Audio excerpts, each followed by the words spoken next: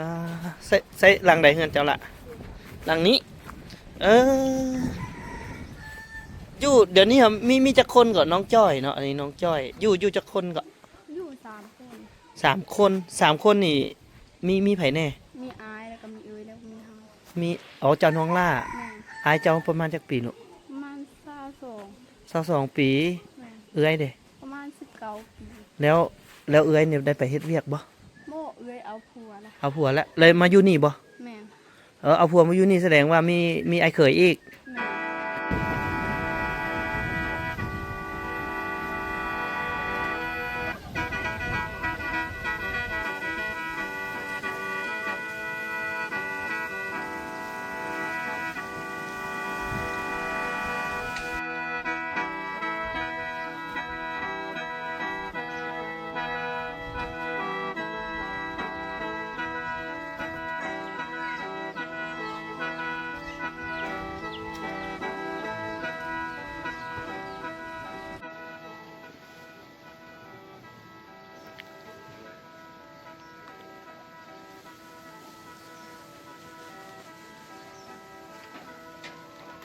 เนี่ยพี่น้องหลังจากที่เพิ่นมีเส้นทางมีเสาไฟเข้ามามืดก่อนบ่มีเลยเนาะไฟเนาะหาก็มีอีกมันบ่ไฟก็หาก็เข้าเดี๋ยวนี้ไฟฟ้าเข้าน้ำเข้าต้นมะพร้าวก็จะลดลงเห็นเรือแต่ต่อนี่เนาะแต่ก่อนแล้วเพิ่นปลูกเฮือนไผเฮือนเราเดี๋ยวนี้เพิ่นก็ตัดออกหมดเลยเนาะนี่เพิ่นก็จิตัดต้นมะพร้าวออกตามแนวไฟคือตัดออกเบิดก็ได้รับการพัฒนาขึ้นเลยพี่น้องก็ทุกคนก็ต้องเสียสละเพราะว่าจะเป็นเครื่องปลูกของตัวเองที่ปลูกในเมื่อก่อนก็ต้องได้เสียสละตัดออกเพื่อการพัฒนาหมู่บ้านของตัวเองเนาะนี่ก็จะเป็นบ้านที่เก่าแก่ที่สุดละอยู่ในเขตนี้บ้านนาเทิดนี่ก็จะเป็นบ้านที่เก่าแก่แห้งอีกเลยเดี๋ยวพอแต่งสิพาเลาะเบิ่งอีกเนาะพี่น้องเนาะเบิ่งบรรยากาศอยู่จุดนี้นี่คันเบิ่งตามสายตาก็จะเป็นหมู่บ้านที่ค่อนข้างการทำมาหากินหรือว่าฐานะทางด้านการเงินนี่ก็สิลำบากหน่อยนึงคันว่าตามคำศัพท์ก็ทุกยากอะไรเนาะทุกยากหลายเติบ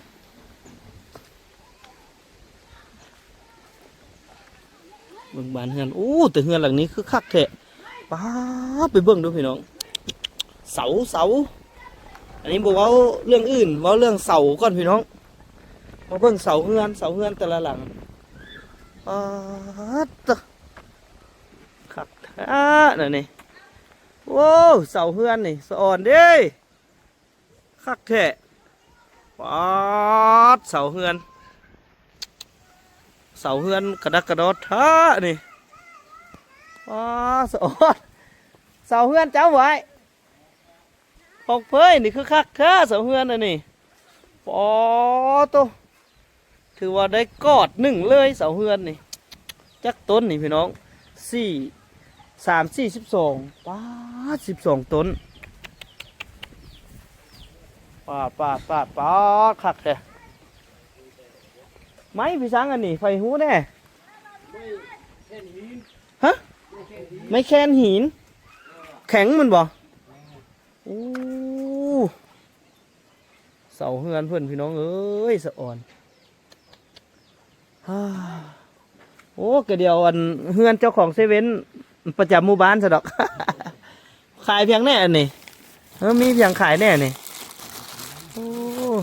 ขนมข้าวต้มขนมมึงดูมาลองซิมมึงดูจากถงจากใดมีอีสังขายเนี่ยมีแนวเย็นบ่โอ้ไปเดี๋ยวขึ้นเบิ่งโอ้หารเพิ่นได้เรื่องอยู่ได้นี่ว่าอยู่บ้านนี่มีจักหารก่อ2-3 หารเบิ่งไซมีแนวเย็นๆนะใดแน่เบิ่งผมเบิ่งโอ้ไข่ทางนี้เนาะประตูเข้าเนาะขึ้นมายามเซเว่นก่อน หารค้าประจำหมู่บ้านโอ้คักนี่ให้เบิ่งเลยนี่เบิ่งมีแนวเย็นๆโอ้ตู้เย็นก็เป็นตะแพงแต่ตะปุตะปิอยู่ มีอย่างไรไอ้ไข่เบิ่งวันนี้มาบุกเบิ่งโอ้มีน้ำเย็นๆแบบสิกะไข่บ่อันนี้เท่าไหร่เนี่ย กินตัวเย็นๆนี่ 13,000โอ้ขายกับบริแพงอีก13,000นี่เป็นโบหารประมาณนี้เลยโอ้คักหลายโอ้ผู้ดีตะปุตะปิอันนี้คือห้องขายเครื่องแล้วก็อันนี้เฮือนครัวแม่นบ่ โอ้คักใช้ชีวิตแบบพอเพียงแฮงสิอันนั้นซานว่ะคนได้ใช้เบิดคู่คนบ่น้ำนี่ใช้เบิดคู่คนเนาะโอ้เป็นแต่เพิ่นต่อมาให้ฮอดเลยว่ะโอ้ดีใจน้ำสาบานมาสุดก้อนน่ะเนาะบ่มีฮอดน้ำใช้ได้พี่น้องเอ้ยหาก็มีน้ำใช้ในงวดนี้แหละนี่หารเพิ่นโอ้ไปเอาอยู่ไสเครื่องมาขายเนี่ย เอาอยู่ตลาด ตลาดยมราชเฮานี่บ่กับข้าวต้มขนมมีไข่มีแบบมะเพ็ดเกือบเป็นนัวประมาณนี้แหละพี่น้องกับเครื่องดื่มจำนวนหนึงเอามาขึ้นมาเอาขนมมาเดี๋ยวบ่เตียงเลี้ยงมาขึ้นมาแล้วจับให้องค์จักอันจักใดไปแล้ววะมาทำไมมาเอาขนมมานี่สิซื้อขนมให้กินนี่ไปมาพี่มาอยู่ทางหน้าหานก็ได้มะจะเอาให้นี่มะพี่บอกมาหน้าหานพี่มาเลยเอาขนมตัวใดนี่มะมานี่โอ้นี่เห็นบ่นี่มาเอาขนมนี่มะเอานี่ไปใส่ละขึ้นแล้วบอกมาให้องค์มาเลือกเอาซะโอ้ให้องค์มาเลือกเอาซะว่าโอ้นี่หันขาใส่เข้ามาโอ้ยานมีนมบ่เอานมให้มันเอานมให้องค์ซะเอานมนี่แหละให้เอานี่เอาขันยานไหลก็เอาขอบใจแม่ขอบใจเด้อนะ เจ้าเป็นผู้ขายเองเหมือนบ่ แม่ละ โอ้ยซื้อน้ำผู้ขายให้ผู้ขายกินโอ้ในนี้ก็มีเนาะเอากินจังหน่อยขอน้องพ่อเจ้าสิลุบทึนเอานมเลยกินให้เบิดเด้อกินให้ใหญ่ๆสูงๆเด้อจังได้เฮียนเก่งเด้อเฮ้ยพี่น้องเลยหลังจากซื้อเครื่องอยู่หานเพิ่นเป็นตะแพงขนาดเลยหานเพิ่นโอ้บ่เตียงสะอ่อนแต่เสาเฮือนเพิ่นนี่แหละไม้แคนหินเพิ่นเนาะถือว่าเป็นไม้ที่มีเนื้อแข็งพอสมควรเนาะอยู่แถวนี้นี่เพิ่นเฮ็ดเฮือนนี่ก็ใช้ไม้เบิดเห็นบ่เสาหลังนั้นก็บ่แม่นธรรมดาพี่น้องเอ้ยบ่แม่นธรรมดาเฮือนแต่ละหลังเขตนี้นี่ถือว่าถ้าอยู่ในเมืองมาเห็นนี่ป้าเศรษฐีแล้วใช้ไม้เฮ็ดเฮือนจนเบิดนี่ถ้าอยู่ในเมืองนี่เพื่อสิได้ไม้นี่บ่แม่นธรรมดาเนาะแต่แถวนี้นี่เพิ่นก็จะเน้นไม้ที่ว่าเป็นวัตถุดิบที่หาได้ง่ายที่สุดอยู่ในของเขตเพิ่นถ้าว่าใช้เสาดินเสาหยังนี่เพิ่นก็สิบ่มีแล้วก็แพงอีกถ้าเอามาฮอดเพิ่นนี่ก็สิแพงเสาตัวนี้เพิ่นก็สิต่อขึ้นอีกใส่ไม้เบิดเลยไม้เบิดหลังเลยท่อแต่หลังคาแหละเพิ่นใส่แผ่นอลูซิง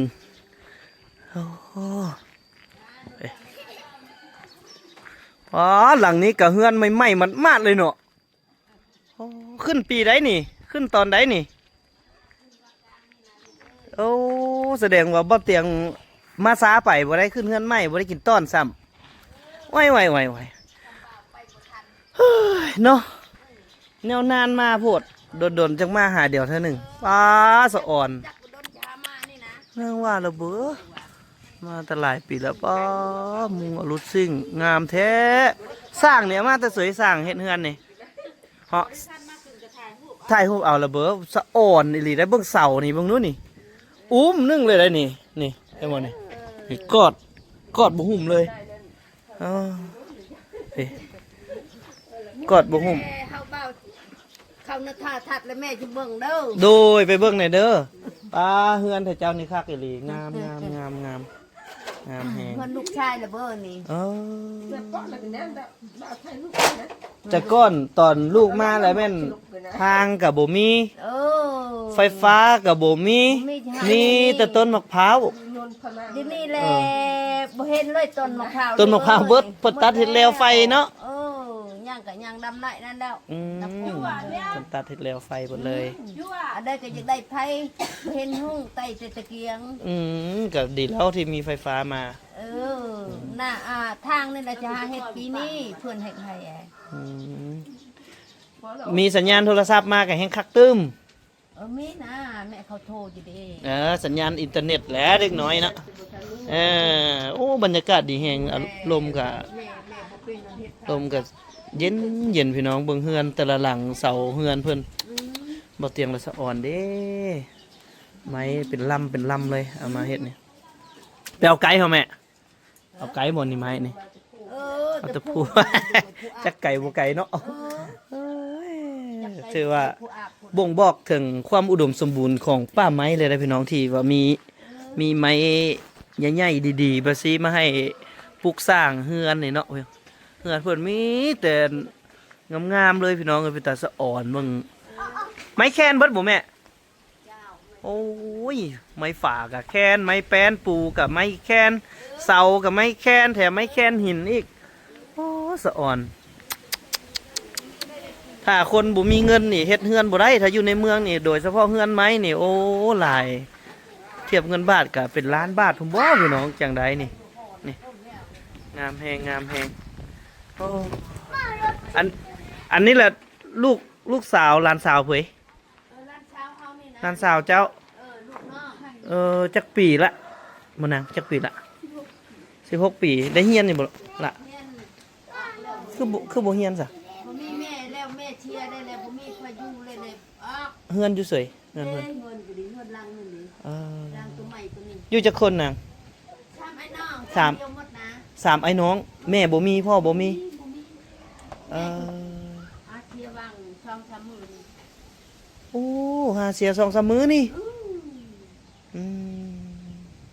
ไอ้น้องยังอยู่บ่ล่ะ ไอ้น้องก็อยู่ในเฮือนนั่นนะ จักคน 2คนอยู่พุ่นผู้หญิงผู้ชาย อยู่เฮือนพันนาลูกเอ้ยข้าวเดียวนี่นะหัวที่หัวบ่มีไผน้อย พาอายไปเบิ่งเฮือนได้บ่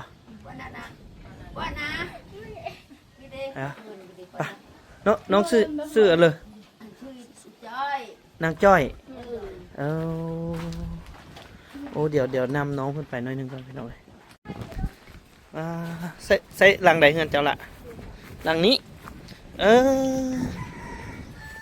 อยู่เดี๋ยวนี้ครับมีจักคนก่อนน้องจ้อยเนาะอันนี้น้องจ้อยอยู่จักคนก่อน อยู่3 คน 3 คนนี่มีไผแน่ มีอายแล้วก็มีเอ้ยแล้วก็มีเฮา มีเจ้าน้องล่า แม่ อายเจ้าประมาณจักปีเนาะ ประมาณ22ปี แม่ เอื้อยเด้ ประมาณ19 ปี แล้วเอื้อยเนี่ยได้ไปเฮ็ดเวียกบ่ โมเอ้ยเอาผัวนะ เอาผัวแล้วเลยมาอยู่นี่บ่ แม่ เอาผัวมาอยู่นี่แสดงว่ามีไอ้เขยอีก แม่ มีไอ้เขยอีกแล้วก็มีอ้ายเอาอยู่น้ำกันได้จังไดบ่ผิดกันบ่ เฮากับบ่มีทากันมาอยู่ ไอ้เขยหากันมาอยู่ แม่ ไอ้เขยเพิ่นก็ฮู้ความอยู่เนาะมีนาบ่ล่ะได้เฮ็ดนาบ่นาอยู่ไสอยู่ทุ่งนี่บ่ แม่ พ่อกับแม่ไผเสียก่อน พ่อ เสียก่อนเสียจักปีแล้วพ่อ เสียตั้งแต่เฮาบ่ฮู้ความ แล้วแม่แหละเลี้ยงเจ้าเลี้ยงไอ้น้องถ้าเจ้ามาโดยแม่ผู้หญิงผู้เดียวนี่เลย แม่ เพิ่นบ่ได้เอาผัวใหม่เลย โอ้ บ่ได้เอาบ่ได้เอาใหม่ละเลี้ยงถ้าเจ้ามาตามลำพังเลยเนาะ แม่ เอาจังไดก็ให้น้องๆสู้ซนโอ้น้องจ้อยเนาะนี่ก็ยังมีรถไถมีหยังก็ยังดีแต่ว่าซอยกันทำมาหากินเฮ็ดให้เฮ็ดหน้าได้มีตัวงัวบ่ล่ะน่ะมีงัวจักตัว ประมาณ3 ตัว 3ตัวคันสมมุติอันนี้ไอ้ให้เลือก สมมุติว่าอยากมีกิจกรรมมาให้พวกน้องเฮ็ดพวกน้องคิดว่าอยากเฮ็ดหยัง เฮ็ดหยังก็ได้ เฮ็ดหยังก็ได้ แม่ เลี้ยงงัวเลี้ยงแบะเพิ่นให้เลี้ยงบ่ เฮาก็บ่ฮู้มีถามกับเจ้า บ่มีตัวแบะจักตัวเลยเนาะแถวนี้เนาะน่าจะบ่ให้เลี้ยงดอกแต่ถ้าเลี้ยงงัวนี่คือสิได้อยู่งัวแม่จักตัว 3 ตัว เบิด3เลย แม่ งัว3ตัวตัวแม่เบิดเอาเฮ็ดได้มันสิได้ลูกสำมันบ่มีผัวฮะ ก็มี มันไปหาผัวทั่วทีป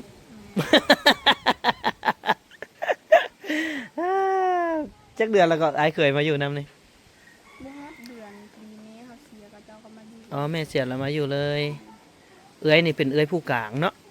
อืม แล้วยังมีอายของเพื่อนอีกน้องออกโรงเรียนตอนไหน ประมาณอายุ12 ปี 12 ปี แม่ แสดงว่า4 ปีแล้วที่ออก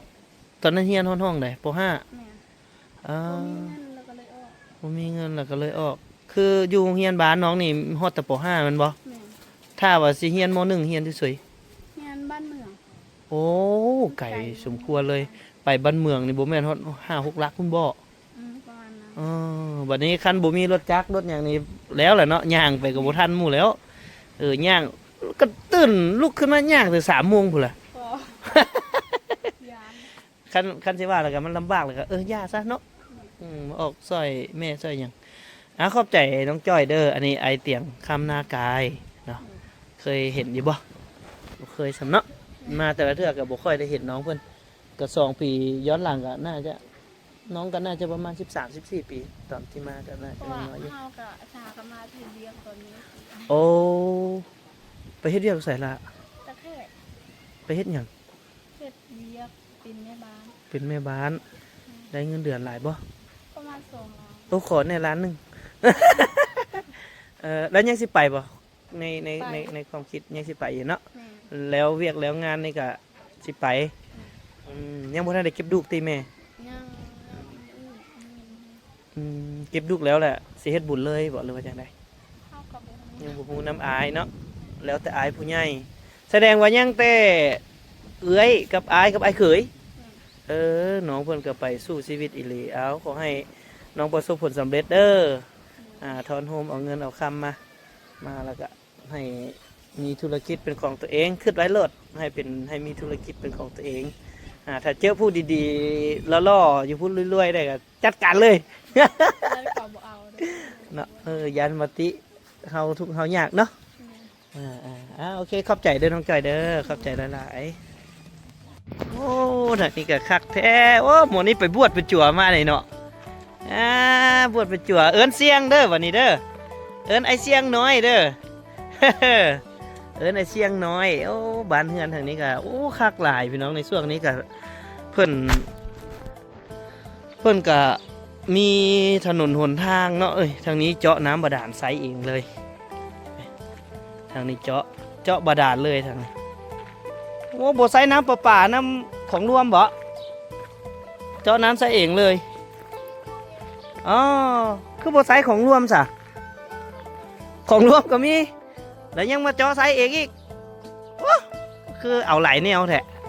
แล้วสิใส่ตัวไหนบัดนี้ใส่ทั้งสองเลยคันไฟดับกะใส่ตัวนั้นเนาะโอ้คักแล้วมีหนทางเลยน้องซื้อหยังขวัญหยัง ขวัญซื้อ ขวัญใจ ซื้อขวัญละล้านเลย ขวัญละละเอิ้นขวัญละละเลยแมันบ่ โดย อยู่กับไผนี่ กับหลาน หลาน อันนี้หลานจักปีแล้วน้อง น้อง15 15ละน้องขวัญพี่น้องเดี๋ยวจังหน่อยจังมาเล่นน้ำน้องขวัญเดี๋ยวพอเตียงเลาะเบิ่งโซนทางนี้ก่อนป้ายทางนี้เนี่ยก็งามแฮงเบิ่งบรรยากาศภูเขาเฮือนบ่งบอกได้เลยว่ามีคันที่ว่าเราก็ได้รับการพัฒนาขึ้นหลายเติบเนาะหลังจากที่เพิ่นตัดทางซอยแล้วก็เอาไฟฟ้าเข้ามาพี่ว้าวพี่เด็กน้อยมาลีอยู่พี่เบิร์ดพี่สมพ่อผู้เห็นแล่นตามกลางบ้านพี่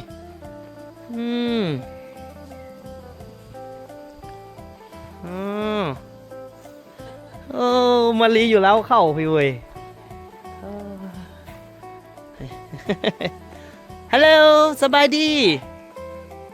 เป็นบอกโกโกวาฮะโอ้คักแหงพี่น้องนี่เดี๋ยวเขาเลาะเบิ่งทางนี้ก่อนจักหน่อยหนึ่ง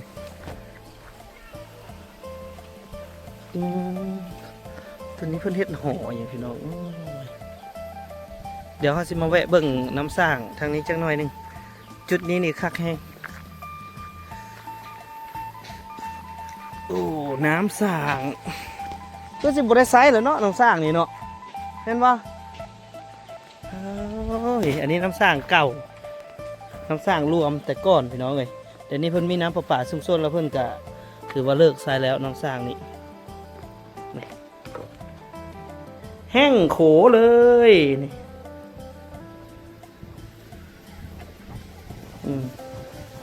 บ่มีน้ำพอหยดเลยเนาะแต่ก่อนเพิ่นก็สิดึงมักลอกบ่สิล่ะพี่น้องนี่เห็นบ่เพิ่นก็ใส่มักลอกนี้ดึงน้ำขึ้นมาแต่ตอนนี้ก็เพิ่นมีน้ำประปาซุ่มๆแล้วเพิ่นก็เลิกใช้เป็นที่เรียบร้อยก็ดีใจนำชาวบ้านที่ได้รับการพัฒนาชีวิตการไปอยู่ดีขึ้นเพราะว่าจะเป็นไฟฟ้าหนทางน้ำใสถ้ามีไฟฟ้ามีน้ำใสแบบนี้เนี่ยก็ถือว่าสมบูรณ์ละหมู่บ้านเนาะจะอยู่ได้อยู่ง่ายละ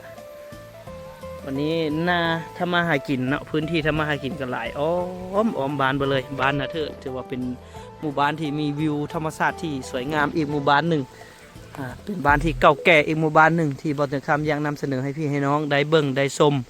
ได้ครับฮู้แล้วก็เข้ามาเลาะมาเที่ยวมาเล่นได้ที่บ้านนาเทิด